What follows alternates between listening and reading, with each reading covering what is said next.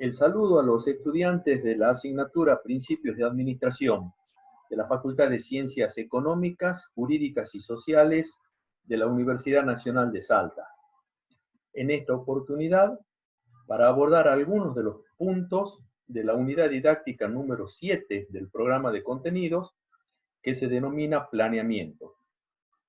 De igual forma que en las anteriores ocasiones, de modo alguno es nuestra pretensión, ni nos resulta factible, tratar la totalidad de los temas, esto es, en extenso, tampoco la profundidad de los mismos, lo que se logra en las tradicionales clases presenciales. Pero en esta particular y extraordinaria situación en la que nos toca transitar, está en facultad de los estudiantes acceder a la bibliografía que está incluida en la plataforma Moodle de cada una de las unidades del programa de contenidos, así como los enunciados de los trabajos prácticos y las soluciones propuestas a algunos de los ejercicios. Estos videos tienen como función servir como guía, como un apoyo en el estudio que el estudiante realiza. Hecha esta imprescindible y repetida acotación, vamos sí entonces al contenido de algunos de los puntos. La unidad didáctica número 7, denominada planeamiento, tiene como contenido el que en este momento está apareciendo. Intentamos abordar en este video los puntos 1 y 2 de esa unidad didáctica.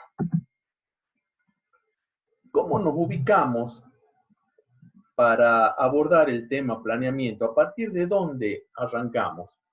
A ese respecto, vamos a recordar que en la unidad didáctica número 3, al estudiar administración, una de las formas de encarar y de estudiar a la administración es verla como un proceso formado por las fases que en este momento se están viendo y que son planeamiento, dirección y control. De modo que allí, a partir de saber que el planeamiento es una de las etapas o fases de la administración cuando se la estudia como un proceso, tenemos un punto de partida.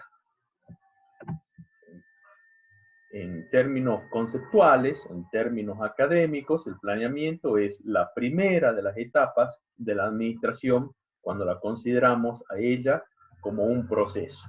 Por lo tanto, ya sabemos de dónde partir. Y desde luego, es más que conveniente, es imprescindible conocer lo tratado en la unidad número 3 respecto de la administración. Cuando hablamos de planeamiento, estamos refiriéndonos a una capacidad que los seres humanos tenemos, todos, sin excepciones, y que es la posibilidad de prever qué puede suceder en el futuro. Todos los seres humanos disponemos de esa capacidad y luego podremos elegir algunos caminos que nos permitan dirigirnos hacia algún tipo de objetivo que hayamos previsto. Si eso es importante a nivel personal, en la vida de cada uno de nosotros, de cada una de las personas, cuánto más importante resulta cuando esa actividad de planeamiento se aplica en las organizaciones, ya que allí no es solo lo que suceda con una persona lo que importará con quien planifica, sino que las organizaciones, tal como sabemos, están integradas por personas y todas esas personas se ven afectadas para bien o para mal por las decisiones que tomen aquellos responsables de planificar en los más altos niveles. Por lo tanto, cuando en una organización queda claro cuáles son los objetivos que se persiguen, los tiempos, los plazos en que deben obtenerse, en que deben lograrse, etcétera, todos los que se desempeñan en esa organización podrán contribuir de mejor manera para el logro de esos objetivos. El planeamiento, ¿qué beneficios puede brindar? Y de hecho brinda en las organizaciones. En primer lugar, otorga sentido y orientación a las actividades. Veamos los distintos casos. Quien ingresa a un establecimiento educativo, por ejemplo, en la universidad, a poco de andar y a poco que conozca, enseguida se ubica cuáles son las actividades propias y cuál es el sentido que tienen esas diversas actividades, que están vinculadas sin duda con el conocimiento, con el proceso de enseñanza y aprendizaje. Reduce la incertidumbre de las personas. Veamos la situación actual en esta pandemia del coronavirus. ¿Qué es una de las cuestiones que más incertidumbre y más problemática nos traen? Es justamente el desconocimiento, de conocer hasta dónde pueden prolongarse las actuales condiciones, que son muy distintas en las que hemos venido desenvolviéndonos hasta hace 3 meses. Entonces, tener un plan contribuye a reducir esa incertidumbre en las personas. Disminuye el impacto de los cambios, porque si bien es cierto, tratándose de la administración de una ciencia que se desenvuelve en el campo de lo social, es casi imposible prever con exactitud matemática o exactitud de un experimento físico lo que pueda suceder en un futuro, al menos el hecho de haber realizado el ejercicio intelectual de estimar lo que podría llegar a suceder hace que ya las personas tengamos un conocimiento y podamos actuar de diferentes maneras o adaptarnos mejor a lo que sucede en el futuro. Sin duda, si se tiene hecho un planeamiento, es decir, si se tiene trazado un camino, si se tienen planes, se facilita la coordinación de los esfuerzos, el trabajo en equipo y la cooperación entre las personas. En el ámbito de lo que serían, es inicialmente o especialmente los procesos productivos, pero también no solamente en procesos productivos, sino en todos los ámbitos de la gestión, minimizar el desperdicio si se tiene estos planes y se cuenta con formas adecuadas de trabajo. Y lo más importante que brinda el planeamiento a través de sus resultados, que son los planes, es fijar bases para el control. Esto es esencial, por eso aparece puesto de una manera particular. Esencialmente, entonces, a través del resultado del proceso de planeamiento, que es la obtención de los planes, se fijan bases para el control. Podemos ver en las organizaciones que existen dos tipos de planeamiento y que son los llamados planeamiento formal e informal. Como ya es habitual, ya deben a esta altura tener pleno conocimiento, vamos a hacer hincapié en la necesidad de formalizar las actividades de una organización. ¿Cuándo se hace referencia a planeamiento formal? Es una labor amplia, compleja, continua en el tiempo. Se estudia, y así es como vamos a hacerlo, como un proceso. Y que, tal como en el escrito puede verse, se realimenta de aciertos y errores. Esto quiere decir que el plan no es un texto sagrado que está hecho y no puede modificarse.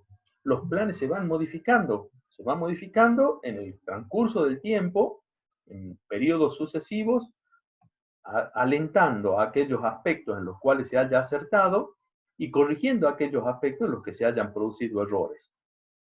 Es un proceso sistemático y que da como resultado elementos que se denominan planes y que, reiterando lo que hace un momento mencionábamos, esos planes deben materializarse en instrumentos escritos, porque solo de esa manera pueden constituirse en especiales o en específicas bases o estándares de control. No debemos desconocer que en las organizaciones también existen lo que podríamos en este caso denominar planeamiento informal. Normalmente es lo que suele suceder con aquellas personas lúcidas, capaces de imaginar escenarios que no a todos se les ocurran, dueños de buenas ideas, ¿verdad? Pero que si no logran, en primer lugar, hacerse conocidas y luego trazar acciones y actividades concretas para alcanzarlas, es poco y nada el aporte que hacen a la organización.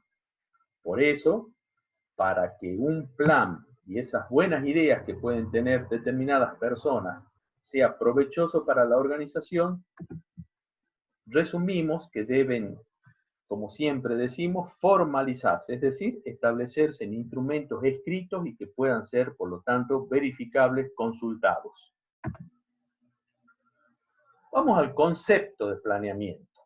Con las ideas que venimos desarrollando no es difícil darse cuenta, y de igual manera con la imagen que aparece en la diapositiva. Si alguien, una persona, está por salir de donde se encuentra y ve que el tiempo va a cambiar, lo más lógico es que se pertreche con los elementos necesarios para poder estar acorde con ese escenario previsto futuro. En este caso, la persona se va a dar cuenta, dice el pronóstico que va a llover, será necesario llevar todos los elementos necesarios para poder adecuarse a esa circunstancia.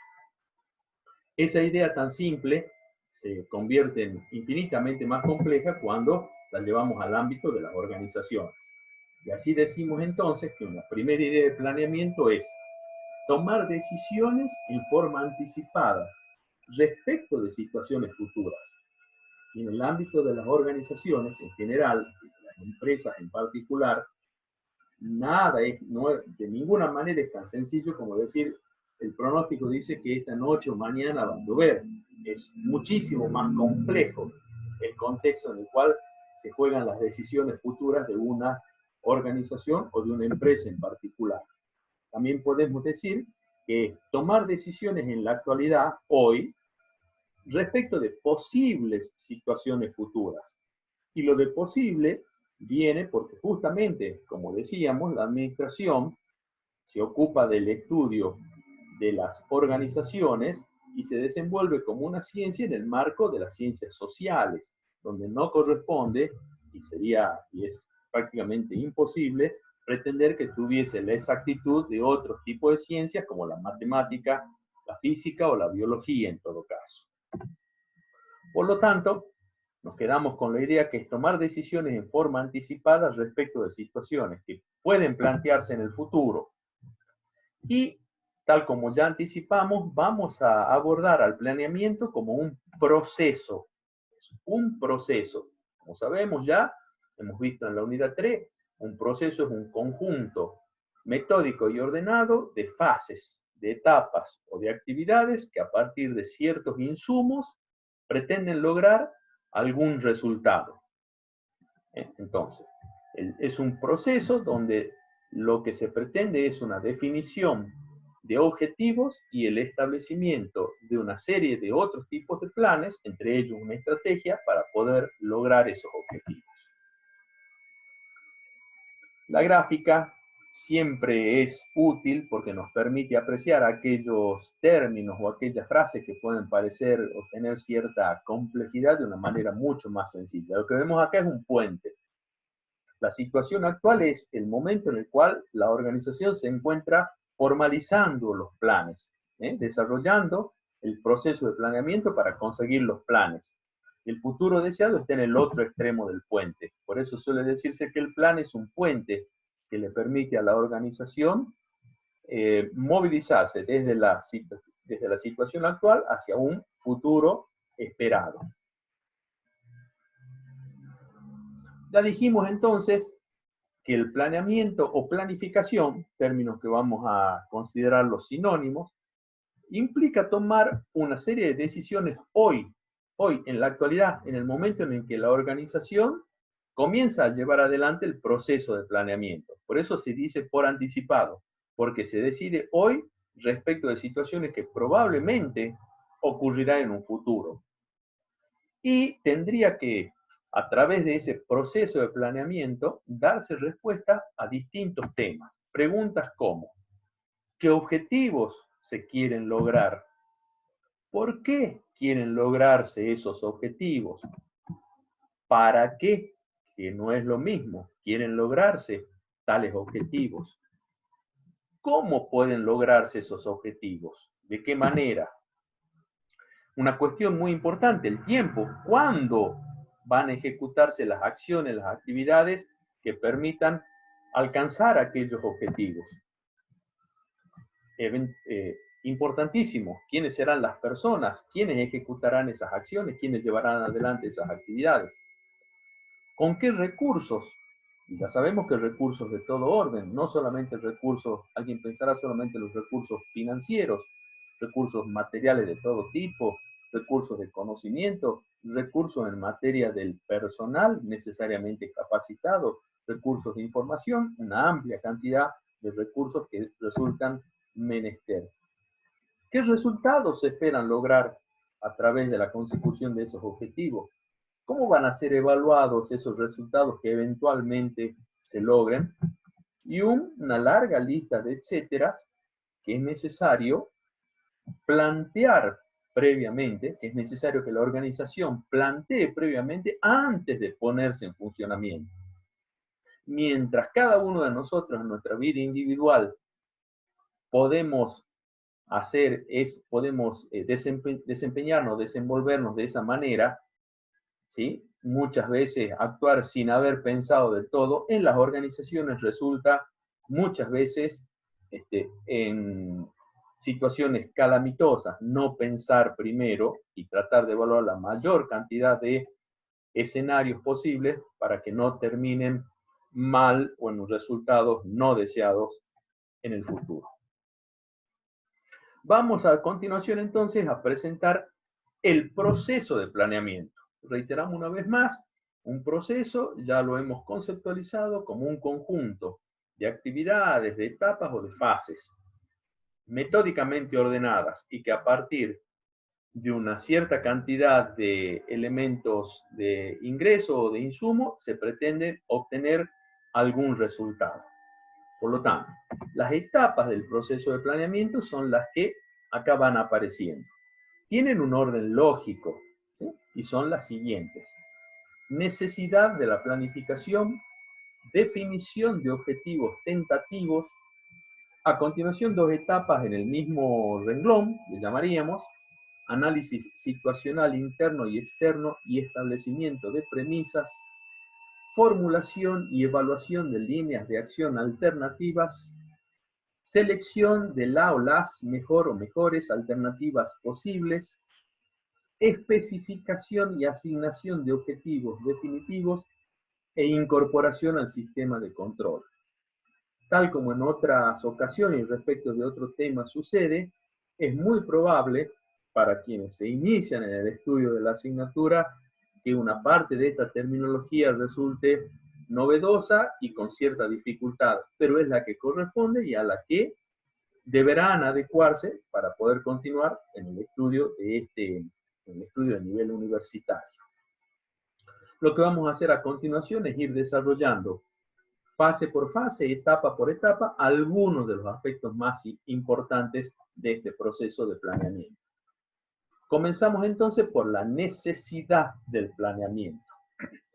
Lo primero que hay que decir al respecto es que en términos totalmente estrictos no se trataría de una etapa propiamente del planeamiento en sí. Sin embargo, es importantísimo mencionarla y tenerla presente, porque lo que se pretende mostrar es que los responsables de administrar, los administradores y responsables de planear, se hagan cargo, tomen conciencia y tengan un convencimiento de la importancia que tiene efectuar este proceso para conducir adecuadamente a la organización. Por eso hablamos de tomar conciencia de la situación y de un convencimiento, de una convicción por parte del quien planea, que serán los administradores, de la necesidad de llevar adelante ciertas actividades para poder, sí, conseguir objetivos. Se habla a este respecto de mantener o de tener una actitud proactiva. Esto quiere decir, una actitud proactiva es una actitud que lleve adelante acciones concretas. Se contrapone a una actitud reactiva. Una actitud reactiva es la que comienza a actuar motivado recién cuando empieza a ver los problemas.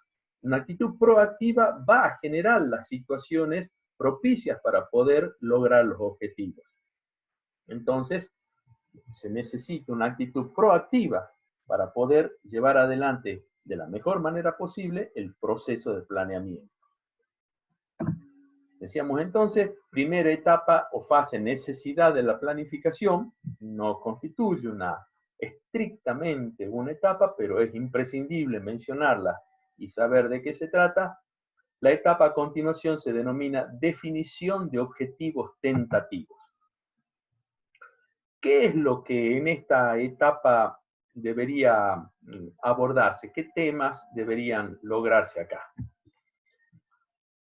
Lo que se trata en esta etapa es de proponer una nómina, un listado de objetivos posibles de ser alcanzados, aunque objetivos deseables, aunque no se haya hecho aún una evaluación, ¿verdad?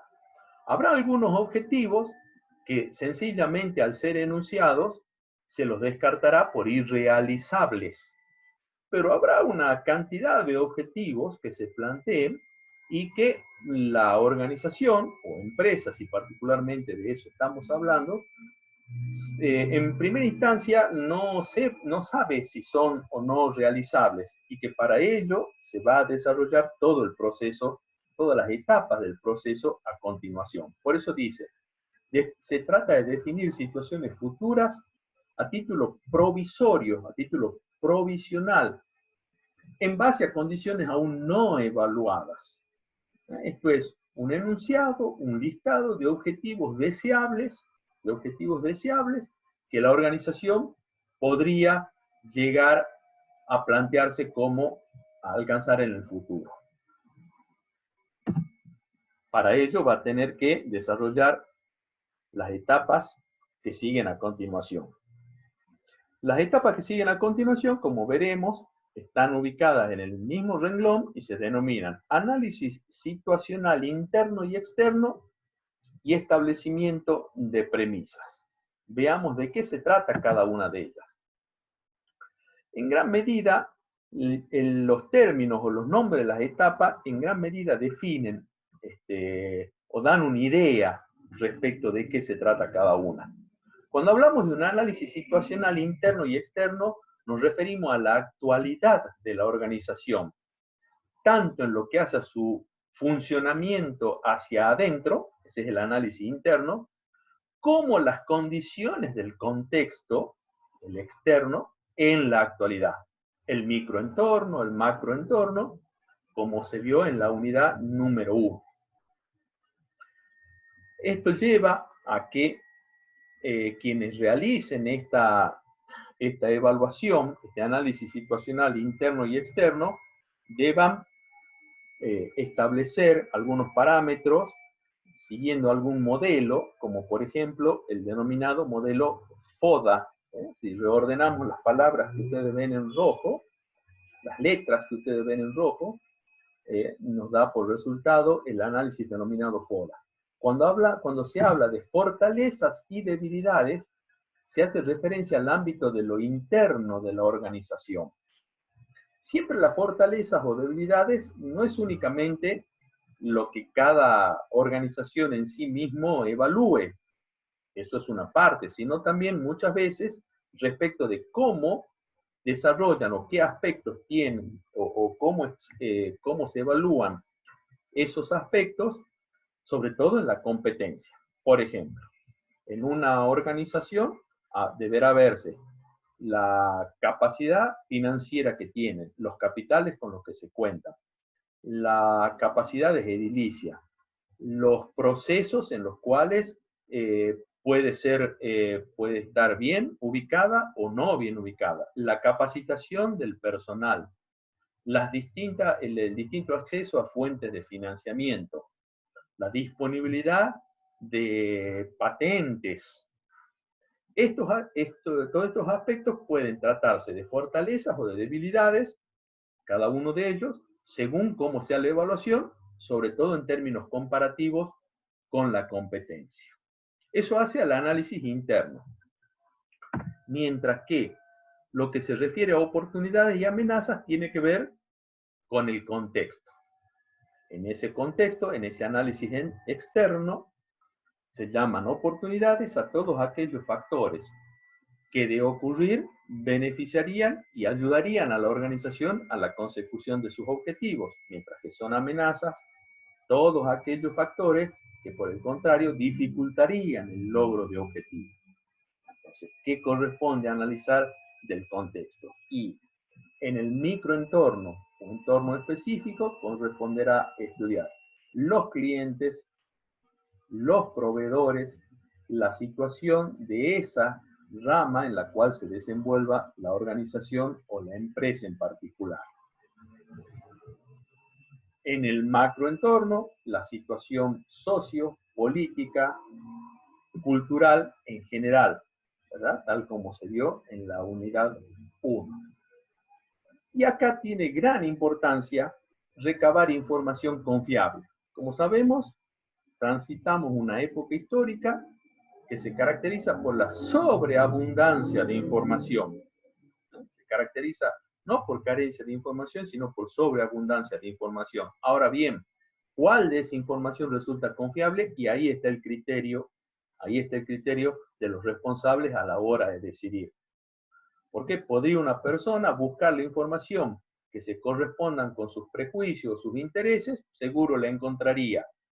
Pero está también en la persona ser lo suficientemente hábil e inteligente para poder darse cuenta cuáles son los verdaderos factores y cuál es la verdadera información confiable sobre la cual poder decidir, sobre todo en lo que hace al ámbito de lo externo. Respecto de lo interno, va de suyo que la organización tendrá la información necesaria.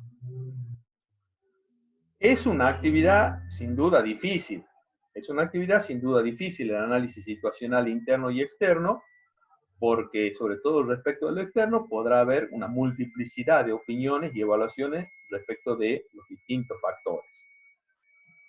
Y si es difícil el análisis situacional interno y externo, ¿qué decir del establecimiento de premisas?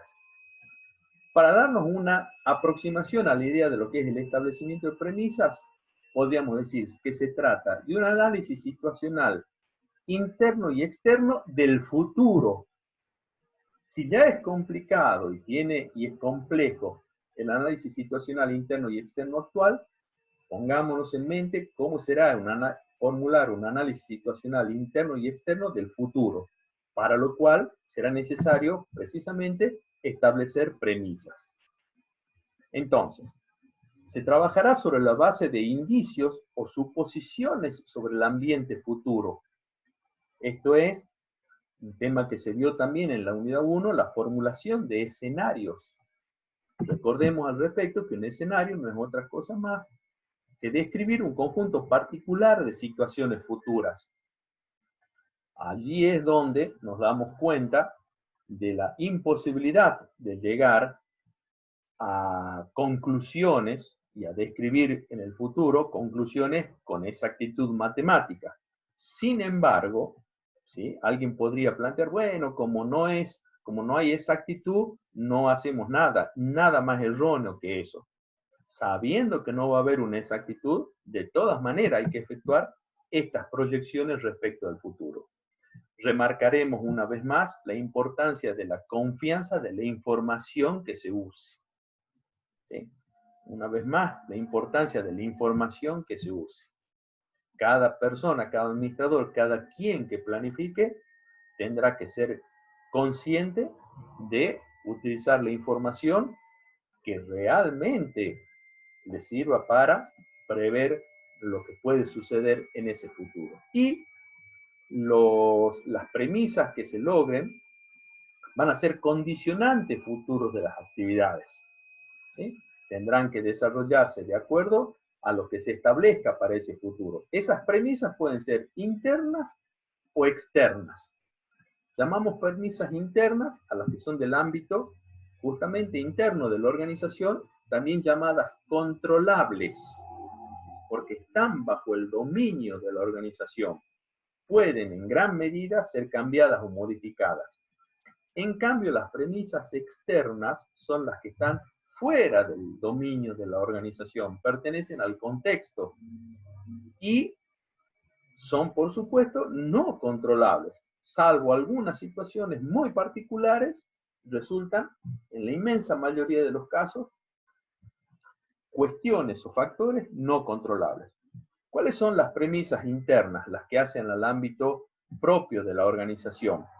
El capital que se utilice, la posibilidad de cuáles serán las fuentes de financiamiento a las que puede recurrirse, calidad y cantidad del personal con el cual desarrolle su actividad la organización, cuál es la capacidad de producción que podrá tener en el futuro, qué tecnología empleará y una larga lista de etcétera que hacen al ámbito interno de la organización.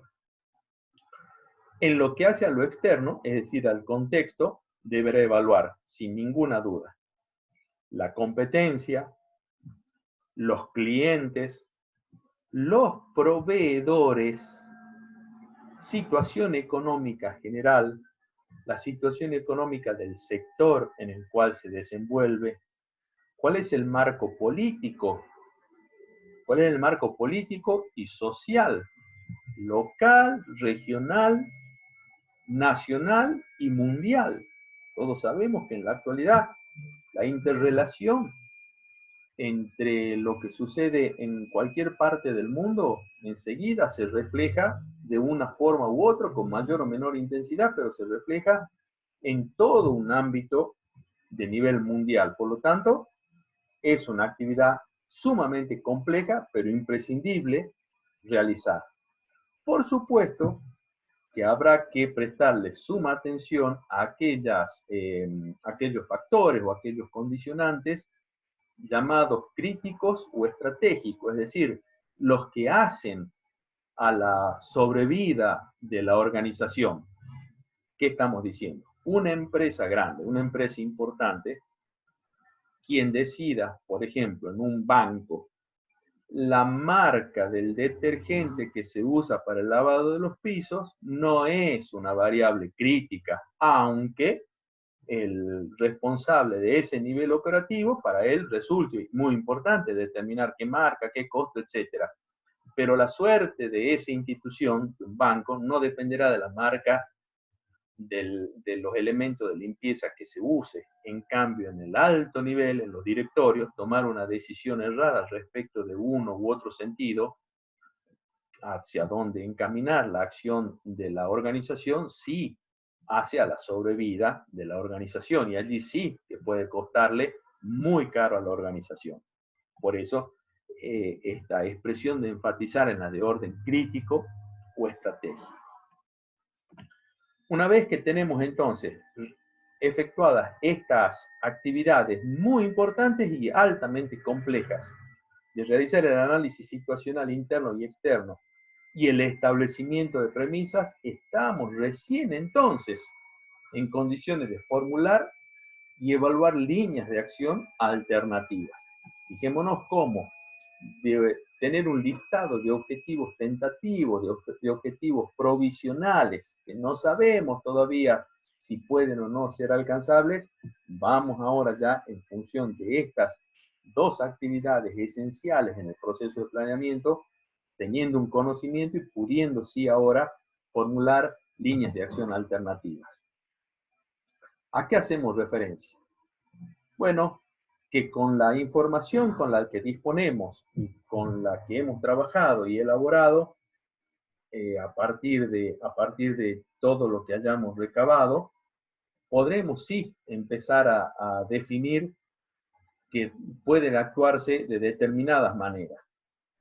No es conveniente tener un número limitado de líneas de acción alternativas, ni demasiado pocas, por lo cual podría ser inflexible, ¿sí? O podría caerse en una situación donde de no conseguirse un objetivo propuesto se quede sin plan.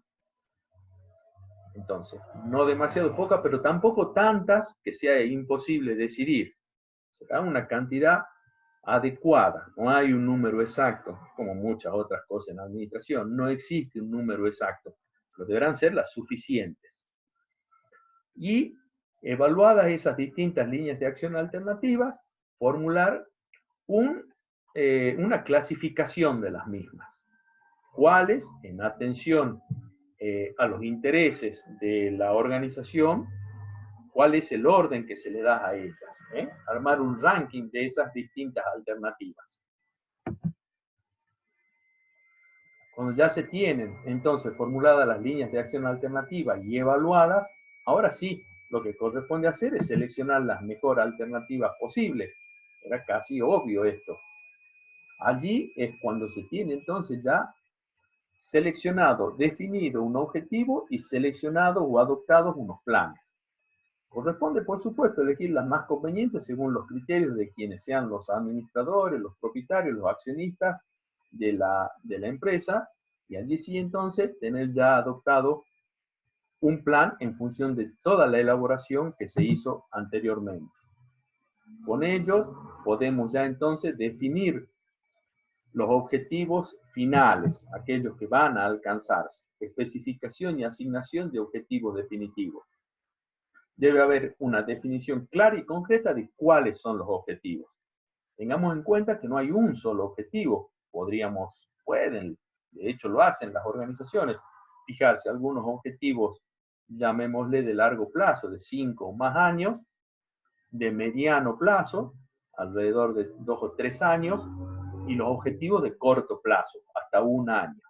¿Verdad? Entonces, la consecución de uno de esos objetivos ayuda a la consecución o colabora a la consecución de los otros, dando así lugar a lo que suele denominarse la escala de medios a fin. Y ya que hablamos de objetivos, vamos a mencionar cuáles son las características que se pide que tengan los objetivos en cualquier organización. En primer lugar, el objetivo debe ser claro, deben ser entendible, que no haya lugar a diversidad de interpretaciones.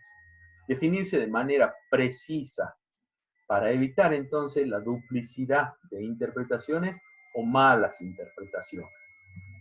En la medida de lo posible, aunque no siempre ello sea factible, es recomendable tenerlo expresado en términos cuantificables, ¿sí? En términos de números. Es siempre más fácil la comparación numérica a la comparación cualitativa, aunque si bien es cierto, no siempre es posible. Pero existen multiplicidad de métodos para que a las apreciaciones cualitativas pueda lograrse algún tipo de traducción numérica que permita una más fácil medición y comparabilidad.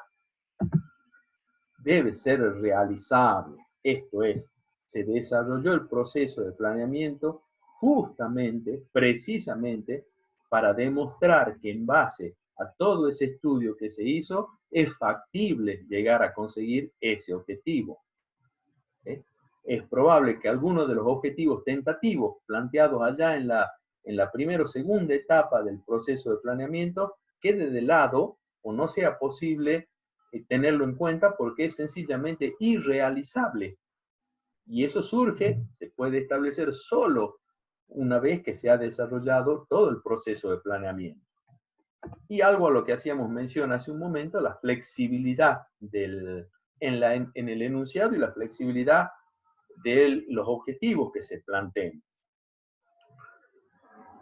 Es casi un hecho, como mencionamos en más de una ocasión, que no hay una precisión matemática, de manera que no podríamos tampoco, no podría una organización fijarse un único y solo objetivo o enunciarlo de tal manera que quede como que si no se llega, está todo perdido. Por el contrario, hay formas de enunciar los objetivos para que resulten flexibles.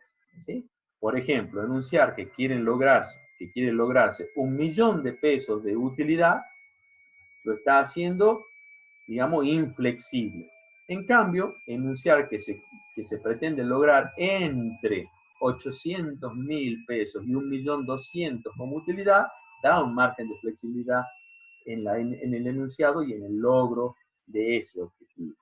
Por eso también decíamos, a la hora de armar el ranking, en el proceso de planeamiento, a la hora de armar el orden de las alternativas, de las diversas alternativas, tener la flexibilidad de que si no se logra un objetivo, poder pasar al cumplimiento de otro, o el mismo objetivo con algunas variaciones.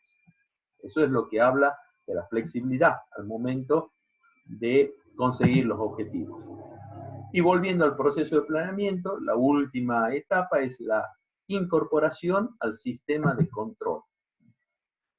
Diremos al respecto que, al igual que lo que sucedía con la primera etapa, no es estrictamente ya una fase del planeamiento en sí mismo, pero es tan importante como la primera, y más importante tal vez, porque el resultado del proceso de planeamiento, esto es, los planes logrados, pasan a convertirse en normas de control, en estándares de control o bases de control en el proceso justamente del control. Por eso es importantísimo tener en cuenta esto, y esto es lo que justifica que la unidad número 8 a continuación se trate lo vinculado a control a continuación del planeamiento, por la estrecha relación entre uno y otro. Presentamos aquí por última vez entonces el proceso de planeamiento con las distintas etapas, cabiendo decir además que no es cerrado. A lo mejor en alguna de las etapas, una vez con alguna otra información, puede volverse sobre alguna de las anteriores e ir retroalimentándose con nueva información para una mejor elaboración de los planes. Agradecemos la atención prestada.